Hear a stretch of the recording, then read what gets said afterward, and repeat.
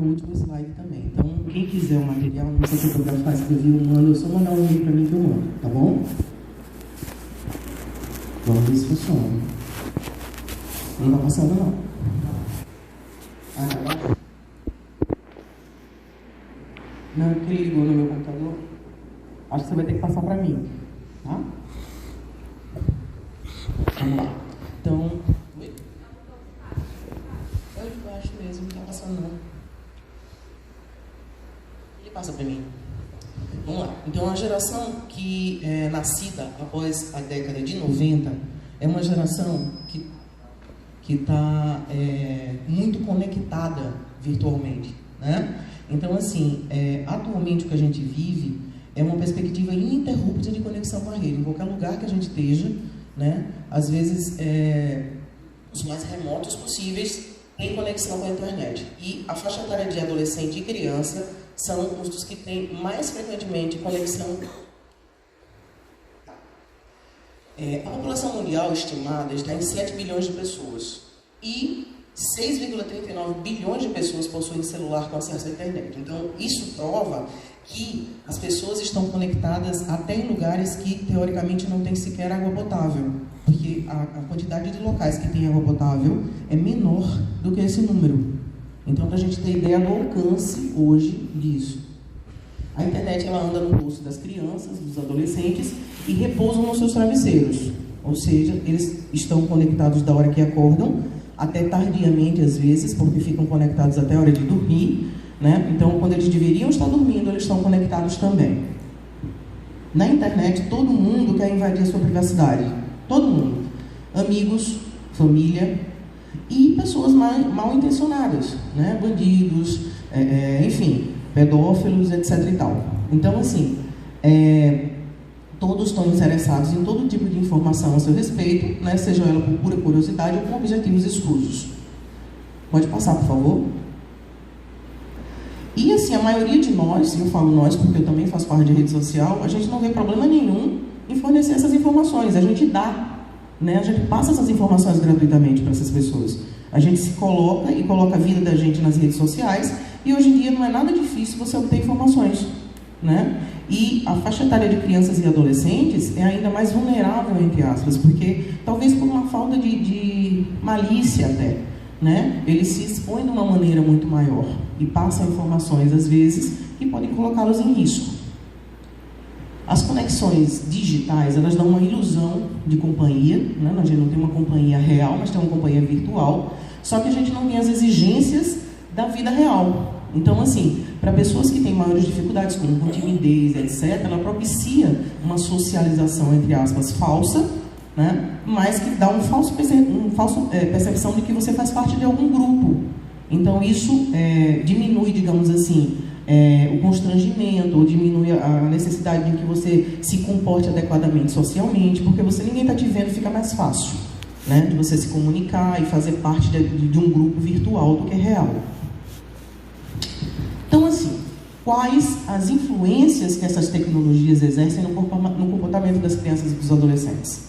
Isso é uma pergunta universal, é uma pergunta que tem permeado a mente de muitos pais, profissionais, educadores, e é uma das coisas que se tem agora está se pesquisando, porque, na verdade, a gente está com isso muito recente.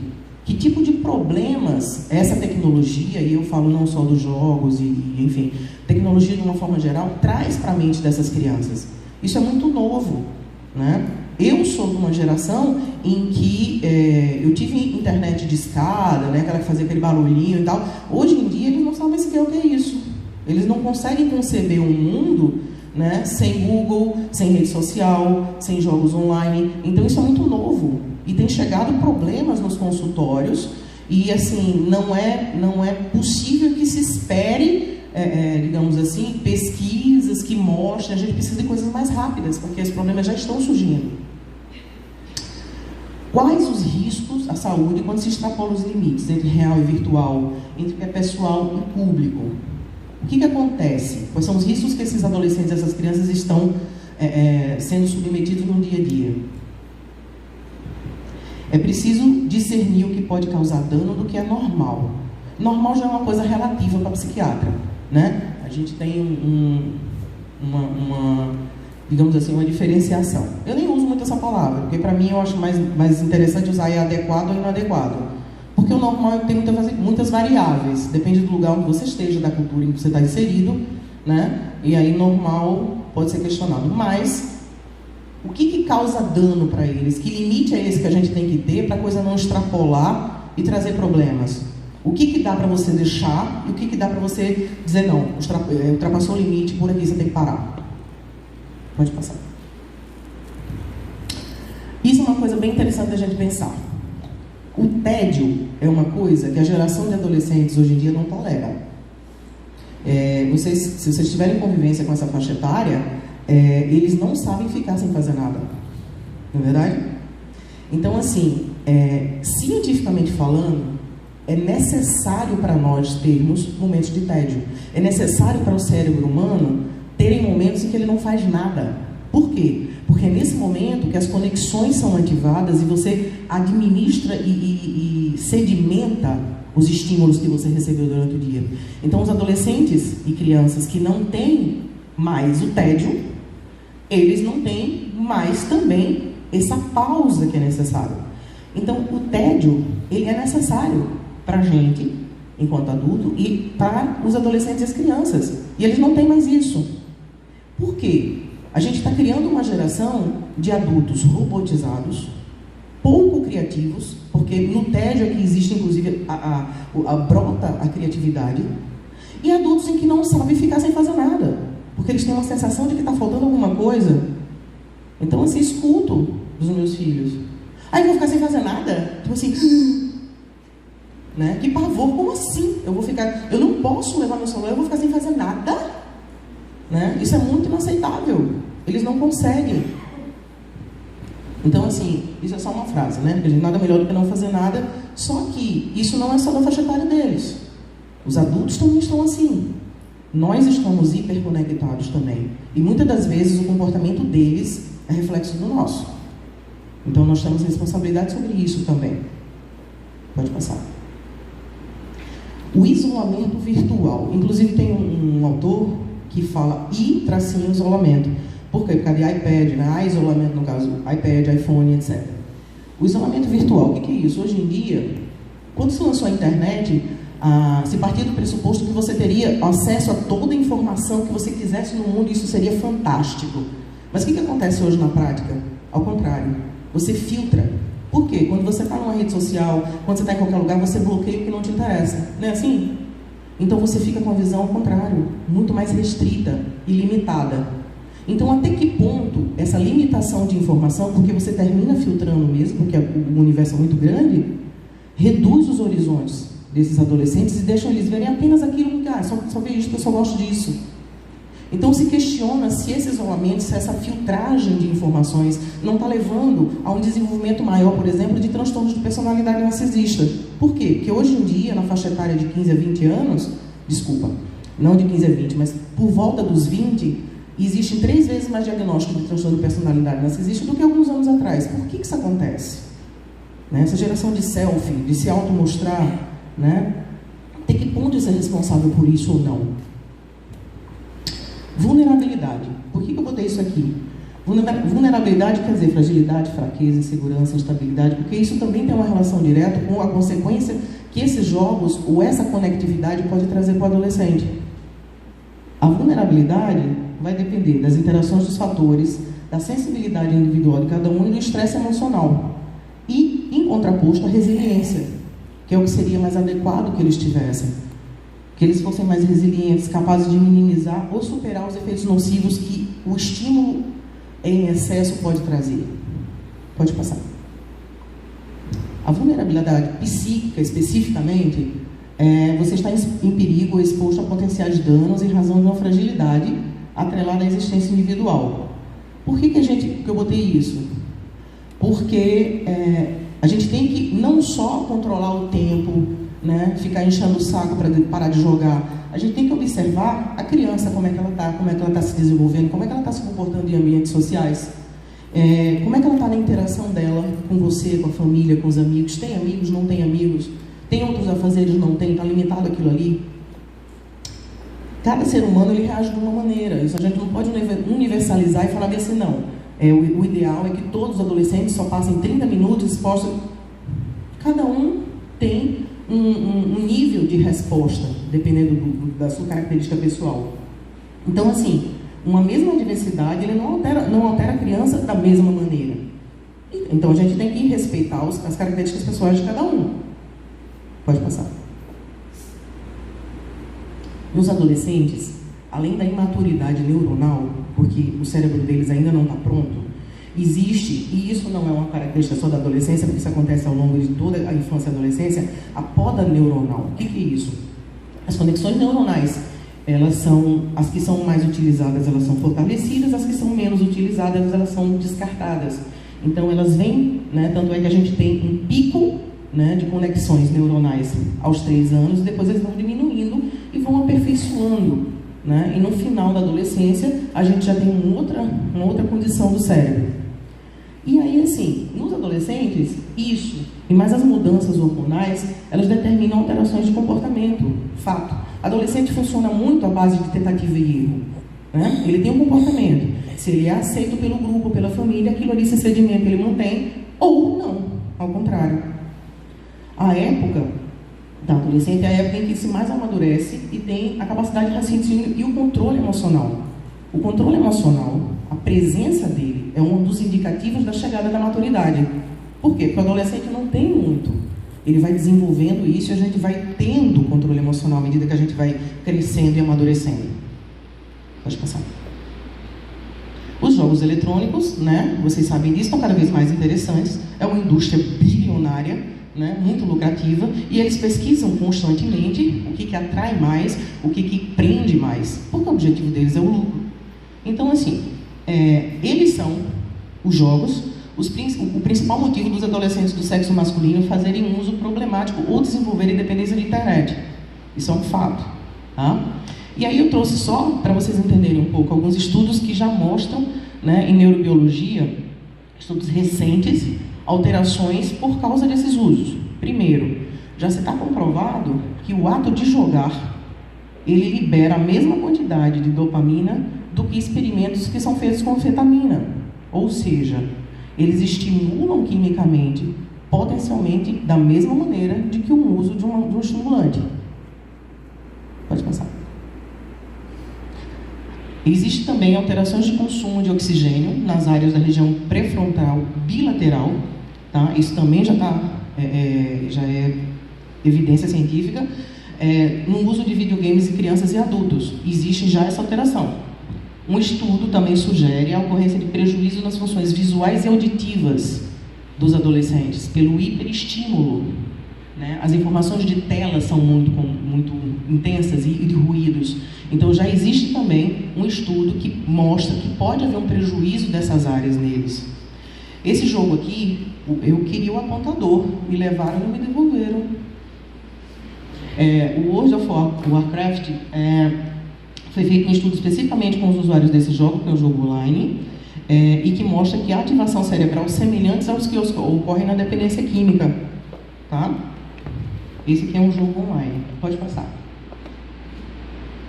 Estudos experimentais e observacionais confirmam que a violência nos jogos eletrônicos pode aumentar comportamentos, pensamentos e sentimentos agressivos e diminuir a empatia e o comportamento pró-social. Isso é uma das coisas mais polêmicas nessa área, porque, sim, existem muitos questionamentos sobre cometeu um suicídio, atirou na escola, essa pessoa jogava, isso tinha link com jogos eletrônicos, e isso é uma coisa bastante polêmica ainda. Só que, assim, no geral, ainda não é possível falar que é uma ligação causal, tá? entre esses jogos e o aumento da agressividade, até porque a violência, ela é uma questão multifatorial, não depende só de você jogar. Existem outros fatores que influenciam ela. Pode passar. Nos jogos, gente, as violências são justificadas e recompensadas, ou seja, a maioria dos jogos hoje, por exemplo, tem um jogo de videogame que é esse aqui, que o meu filho joga bastante, inclusive, chama Fortnite, em que eles matam e morrem, né, o tempo inteiro. Então, assim, se meu filho vem almoçar, deixa eu morrer, peraí, falta pouco, deixa eu morrer. Então, assim, se você é mais violento, se você mata mais, você é mais recompensado. né? Se você mata menos, você perde e morre. E o que acontece com isso, gente? Eles são desensibilizados. Você conta uma coisa que teoricamente deveria chocar e fala, não vejo nada demais. Por quê? Porque já está, né, tá tão natural e está tão frequente, e ele já tem aquele raciocínio que ele já fala, gente, mas eu às vezes vejo uns vídeos e falo, gente, não quero que você assista isso, não. O que tem nesse vídeo? Não tem nada demais. Para mim, choca, para eles não. Então, assim, crianças e adolescentes têm uma faixa etária de risco, eles adotam facilmente as tecnologias, né? E eles ainda precisam desenvolver as funções executivas do cérebro com controle de impulso, autorregulação, pensamento do futuro. Então não está pronto aquele cérebro. Até que ponto esses estímulos vão comprometer o desenvolvimento dessas funções? Pode passar. Isso são frases que eu tirei de uma reportagem que foram citações de adolescentes. Qual o programa que eu tenho para baixar para crescer mais rápido?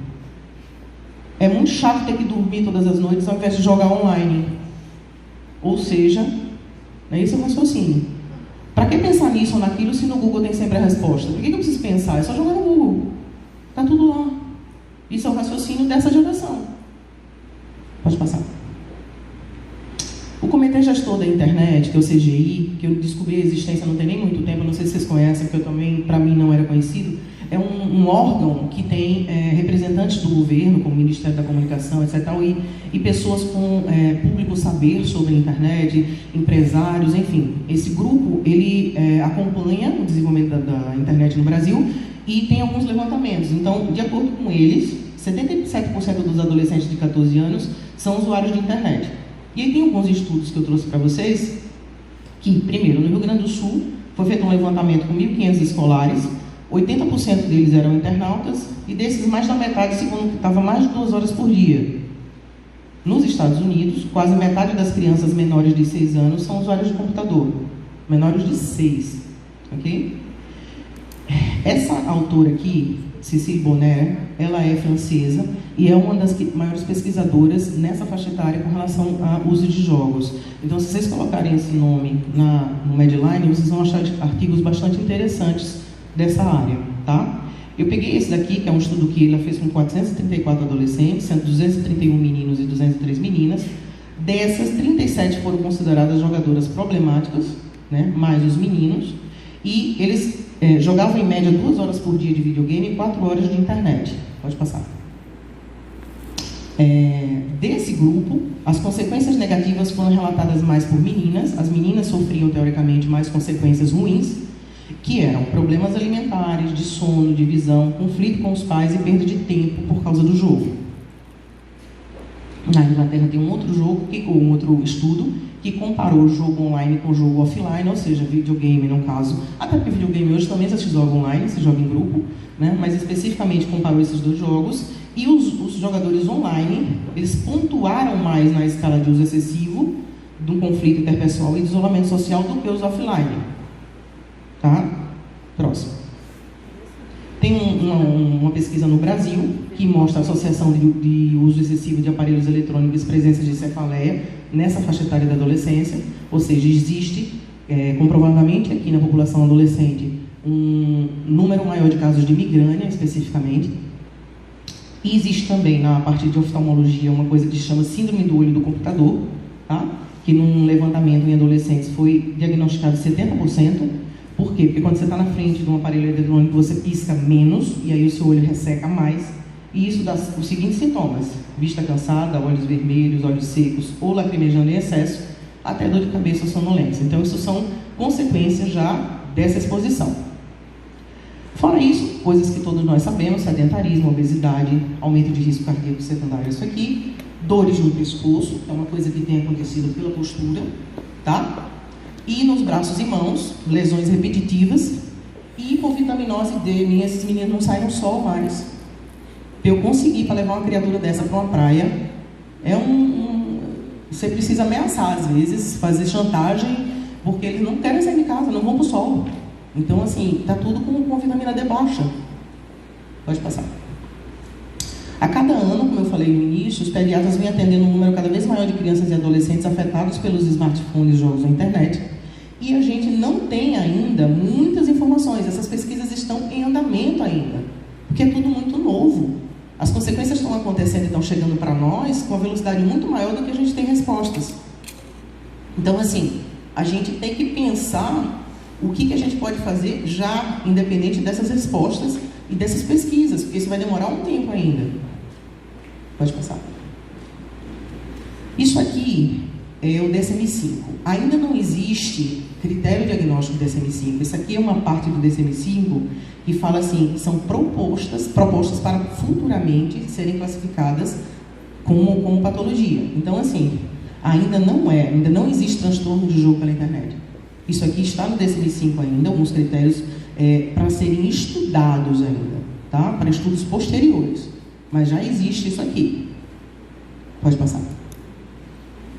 Então, assim, gente, isso são recomendações universais, tá? Primeiro, uso máximo diário de televisão, computador e videogame, 2 horas. Isso na prática... quem tem filho adolescente aqui, levanta a mão. Não sou eu não, né? Que eu sou sofrendo. É complicado a gente limitar isso. A gente trabalha até, a gente não está em casa o tempo inteiro quando eles estão, às vezes. Então, que controle a gente tem também nesse tempo? Não permitir o uso de tecnologia de comunicação para crianças menores de 2 anos. Isso aqui é muito... Gente, se vocês vão no restaurante, vocês prestam atenção o que acontece? Os pais dão um celular para a criança e acabou. O menino fica lá, vendo aquele baby shark. Gente, é um negócio assim, tipo assim, e o menino fica lá. Então, assim, de bebê já, né? Na cadeirinha. Por que a gente faz isso? Por que a gente não dá conta de tomar conta dos meninos? A gente era assim, a gente era danado, levanta, joga a comida no chão, né? Mas aí você bota o smartphone, acabou. Aí você pode comer, ter paciente, conversar com a sua liberdade e a criança falar. Os meninos já sabem passar o dedinho, entendeu? Para escolher as coisas. Meu sobrinho de 4 anos, ele estava com o celular da minha irmã, e aí estava alguém tentando falar com ela com urgência e desligando. Aqui, ó. E a pessoa ligou quando o marido dela falou bem assim, por que ela não atende o telefone? Ele estava lá bem assim, tá atrapalhando meu vídeo. Entendeu? Então, assim, ele desligando as ligações está podendo atrapalhar o vídeo que ele estava assistindo. Manter o quarto da criança livre de computadores, televisores e celulares. Difícil, né? Pode passar. Então, isso aqui, ó, isso é o que a gente vê. Fácil, em qualquer lugar que vocês forem. Esses dias eu fui no shopping e eu estava esperando uma amiga comprar um presente infantil e na frente tinha uma pistinha de patins e daí tinha um pai bem assim. O menino estava andando de patins só aquele... Ele não estava ali. Ele estava no celular e o filho dele... Então, assim, um momento que teoricamente seria em que ele estava lá ensinando o filho dele a patinar, ele não estava. Eu quase filmo, porque aquilo me incomodou profundamente. Então, assim, não são só os adolescentes. Levantamentos já feitos, mais de 40%, teve um estudo que mostrou que mais de 40% dos adolescentes se queixavam da ausência dos pais quando estavam em casa ou com eles, porque estavam no celular. Então, nós fazemos isso, nós estamos mostrando também, nós somos responsáveis também por isso. Não é só a mídia e a tecnologia, porque isso é a vida moderna. Nós também estamos assim. Então, assim, ó, eles são ignorados. Então é bem confortável. Junta pai conectado e ignorado com aquela facilidade de acesso, né? Pode passar.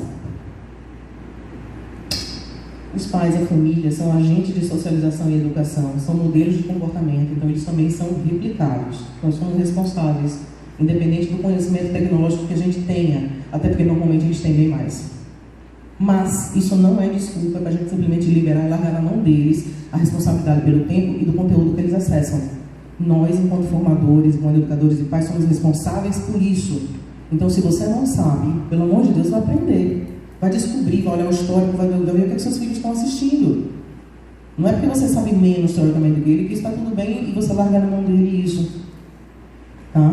Isso aqui também está comprovado. Quem recebe afeição e supervisão, quem vivencia um vínculo bom e que tem relação apoiadora, tem probabilidade menor de fazer ou de ter gestos de violência. Os pais eles devem providenciar medidas para supervisionar a vida online. Então, quando eu falo aqui alfabetizar, é isso, é procurar saber. Eles estão vendo no YouTube, você vai lá no YouTube e você vê o que eles estão assistindo, que tipo de conteúdo eles estão. Nós somos responsáveis. Pode passar. Então, assim, vou finalizar. É irrealista que se tenha a expectativa de uma infância ou adolescência com risco zero. Isso de uma forma geral. E também na vida virtual, digamos assim. Até porque é engraçado, porque a gente mais velho, a gente separa o que é real do virtual. Para eles é tudo uma coisa só.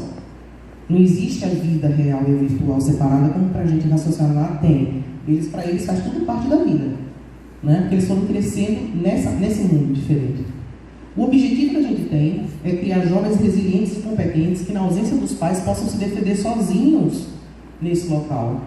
Então não adianta só eles estarem seguros enquanto a gente está do lado, a gente tem que educá-los para que eles consigam identificar esses problemas, né? E cuidarem deles, até porque a função de pais é, como diz a frase, se tornar desnecessário. Pode passar. Então, assim, legal, né? Vamos ter... Tem segredo? Não, não tem segredo. Vamos ter bom senso, bons modelos, vamos ser bons modelos parentais. Vamos ter uma definição clara dos papéis. Porque, gente, hoje em dia eu vejo muito uma inversão de papéis. Quem que manda em quê? A gente não tem que ser amiguinho de filho. A gente tem que ser pai e mãe. A gente tem que estar próximo o suficiente para acompanhar de perto. Mas a gente tem que saber quem manda. Existe muita dificuldade hoje em dia de pai e mãe colocarem a própria autoridade. Isso eu vejo muito. Às vezes senta na minha frente o filho e a mãe e eu falo, quem é quem aqui? Então, assim, na prática, não é fácil? Não é fácil. Mas a gente precisa se comprometer diariamente com a tarefa de cuidar. E enquanto profissionais, se percebermos, precisamos dar esse retorno. Pode passar. Então eu vou finalizar convidando vocês, daqui a alguns dias a gente vai ter a jornada